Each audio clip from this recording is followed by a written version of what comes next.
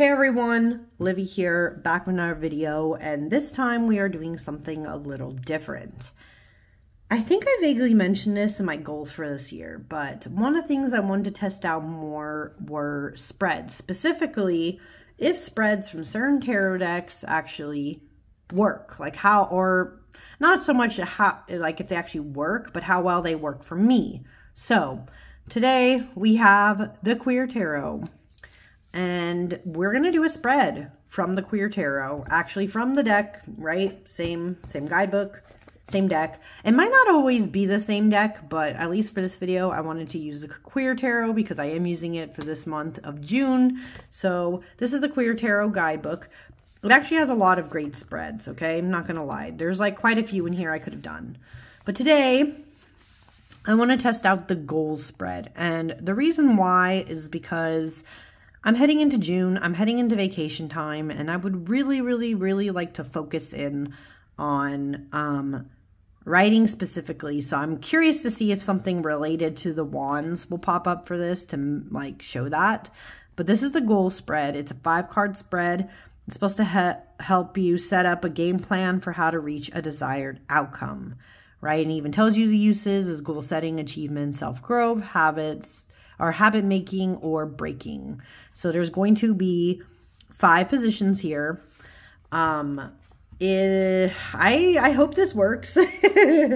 But yeah, we're going to try out the Queer Tarot. This will be the first time I use this deck in a reading. Really interested to see how well it performs. Now, if you guys have seen before, I have a very long and convoluted way that I shuffle cards where it's not just overhand shuffling. I do a little bit of overhand shuffling, but then I like lay them out in rows of 3 rows of 5 cards each, and there's this whole shuffle pattern. It's very long. I don't want to waste all your time, so I'm going to quickly shuffle the cards while this video is like paused, and then we will come back and look at what I got. So stay tuned and we'll see how the goal spread works in theory. Okay, everyone, I am back. I shuffled and now I'm just going to lay these out and honestly hope for the best here. Sorry, I just have the book in front of me to make sure I'm doing this pattern correctly. Not a big pattern, but you know, still need to make sure. Okay. And I have the book in hand just because I'm going to see if, again, if this actually works or not. So this is, once again, this is the goal spread. And we're going to see if this can predict things well for me. Or not necessarily predict, but you know what? Like, give me good advice, right? Because we know tarot is a little more complicated than that. So our goal. Wow, that is so interesting. You guys can tell what this is, especially if you have an original Rider-Waite Smith. Guys, this is the 9 of Swords. My goal, I guess you could say, what this card is highlighting is that I do not want to have any more anxiety about writing. I don't want to wake up with nightmares about what I did and did not do. I want to reach my goals. I don't want to be at a state where I am like this anymore. I think this is what that's highlighting. Otherwise, that's just like very sad and upsetting because I don't want to have anxiety. I think this is more pointing out to me that if I don't do something about it, I will end up in this state. So how do I reach my goals, right? I guess that's what the question of this reading is. I feel like I should move these, but these cards are also very big, so I don't know if it'll really help. But anyways, that's the 9 of Swords. So that was my goal, right? To not get to an anxious state about my writing. I need to do better. How do I do that? Well, let's look here at position number 2 says what to work on. So fascinating. Okay, it's like kind of goes with that, but I would say that what this is telling me to work on based on this, which by the way, this is the 8 of Swords. I think what it's trying to get out honestly is that I need to not keep myself confined, because remember, the Eight of Swords is a card about feeling trapped, but this is kind of one of those I'm trapped that you can actually escape from. I think this is a sign that what I need to work on is making sure that I don't feel trapped maybe in either routine or don't feel trapped by my insecurities. I know for me, writing is like, I love to write, but it also causes a lot of anxiety and insecurities. So remembering that I can break out of that cycle, I do not have to keep staying in it. So I would say that that's actually very helpful. And I love the colors of this deck. I'm sorry. I'm like, I'm just having a whole moment. So that was my one position. What do I need to work on is not feeling like I'm so trapped in my positions. But anyways, that's number one. Number two in this reading is what? Oh, wait, no, sorry. This was number one. Yeah, this is what I need to work on. This is number three. This is what I need to avoid. And oh no, this is, what was my luck that I was going to get all three of these swords in my reading. Can you believe? Oh my goodness, this deck is out to get me. I'm gagged. Okay, sorry. Number three, what to avoid. I feel like the only thing I can really say at this point, because these are like all swords, right? What I need to avoid is not acting so crash that I just say fuck all this shit and just stop my goal. This makes a lot of sense. I always, even though, you know, the Ten of Cards is a very serious card and a lot of people don't like it. Even in this case, I'm just like, what the hell is happening here?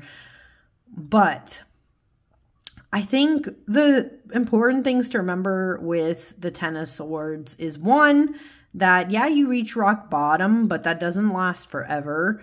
And two, sometimes this Ten of Swords situation that seems like it's really, really bad isn't actually highlighting everything bad that you think it is. I always think of the one, I don't know if I'd be able to find it, although the deck is right next to me. I always think of the Practical Magic Tarot. It's one of the decks I own. And its Ten of Swords is basically this figure, this cutout figure that looks like they're screaming. And the caption that goes with the card is, I've had it up to here, right? When you feel the Ten of Swords way, it's because everything else around you has been fucking you up and you're just pissed. And you're just like, I've had it.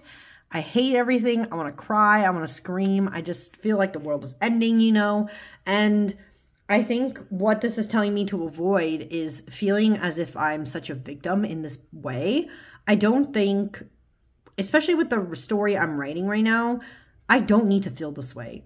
I really don't. Like, I can get annoyed with, like, the process maybe. I could get annoyed with wondering, will it pan out for me this time? If I finish it, edit it, send it to people, is it gonna have success this time? Sure, I can sit here forever thinking that everything is doom and gloom and I'm never gonna make it, but it's really not helpful, especially when it comes to creatives in general. This is just not a helpful mentality to have. So I think so far this tracks, even though it's awful. I think so far it tracks, so that makes some sense. Okay. 4 is a physical action. So this is something I guess I should be doing in my day-to-day to make it towards the goal of not feeling so anxious when it comes to this writing project. And that is, oh, really interesting. Okay. This is the 3 of Pentacles. I would have never, you know what's funny? I never would have thought that with this project to go in this kind of direction, but this actually makes some sense. So for those who are not as familiar with the 3 of Pentacles, right? This is basically, I mean, you see here, like people are like all together working on a project. I always think of this card as the teamwork card. This is basically the card that is telling you that this binary in here isn't going to come from just one person. It takes a village kind of, you know, it takes your friends, your relatives, whoever's like involved in your life. That's something that you need to do. And I guess this is something I struggle with, though. I'm not going to lie. I tend to be someone who shrinks very much inward. And especially with writing, until it's like done, I don't usually let others in and see it. So it's very interesting that this pops up as my physical action card. Like, I actually need to ask for help, and I actually need to get others involved.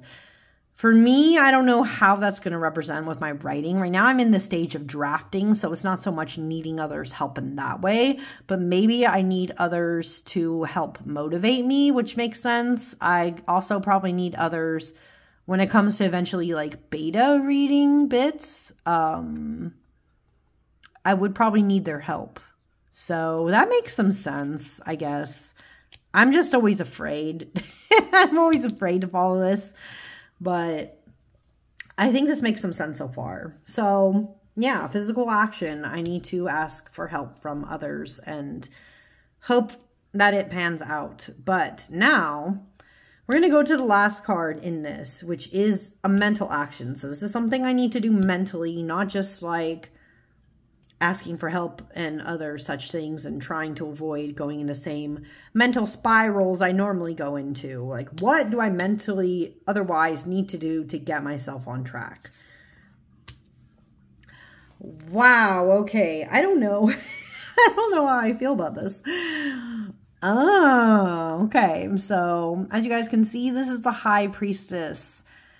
And if this is a mental action I need to take, oh, that's like, okay, I don't know how I feel about that. That's a little tricky. Like, the High Priestess, as you guys know, is a very mysterious card in general. It is about the psyche. It is the idea of tarot. It is the idea of diving deep, you know? And I just don't know how that goes with this. So I'm actually going to turn to the Queer Tarot. We're going to see if it gives us some interesting insights into this, because I'm a little uncertain about what this is exactly asking from me. So let's see what it shows in here. So the High Priestess, according to the Queer Tarot, some good keywords are subconscious mind, nurturing, rest, and femininity. I would have never thought that for that. I always see that more with like the High Priestess, or not the High Priestess, Empress, but let's look here. The High Priestess is radical, mysterious, offering you spiritual enlightenment and wisdom. They are a muse, able to travel between the conscious and subconscious mind and encouraging you to switch between these two realms. The High Priestess often symbolizes femininity, an energy everyone holds, intuition, rest, reflection, and divine wisdom. Connect deeply with this. You know your own truth better than anybody else, and the High Priestess reminds you of this no matter what anyone else may say. And especially this next sentence too, it literally says like, take a moment to step back and see which parts of your life seem to lack balance and make the time to explore deep within yourself to find equilibrium. I think that's like, okay, all of this actually tracks, okay, because this, what it's saying here about the High Priestess actually goes very well with this teamwork card. So basically, what this is telling me, I think, is that in order to write anything, to do the thing, to take that leap forward, you do need to have a balanced mind. And you do need to be able to go not into your conscious, but into your subconscious, into the things that you know will make the experience better, right? Will make the story better, will make you feel better as you go out and try to write it. I think that's what it's getting at, you know, and also that community piece, like having that community helps a lot. And I didn't realize that sometimes with writing, like, it's hard for me because I'm in that stage of writing where I don't have an agent yet, right? If I had an agent, I could at least collaborate with my agent. Instead, I have to turn to others, especially in the writing community, so that I can just keep going forward. And it's just interesting here because even this Queer Tarot bit, right? It talks about like not making a snap judgment, take time to explore the stillness, consider what the bigger picture of the story is going to be. Like, these are things that will be worth it. If I invest the time to balance myself, then I won't be feeling these things, right? These very negative things. And also just things that have traditionally in the past thrown me back. So, wow. What can I say? This actually was a very enlightening reading. And I think this is also a very enlightening of a spread, you know? I would use this again. I think it works. I'm digging the colors of this deck, so that's also fun.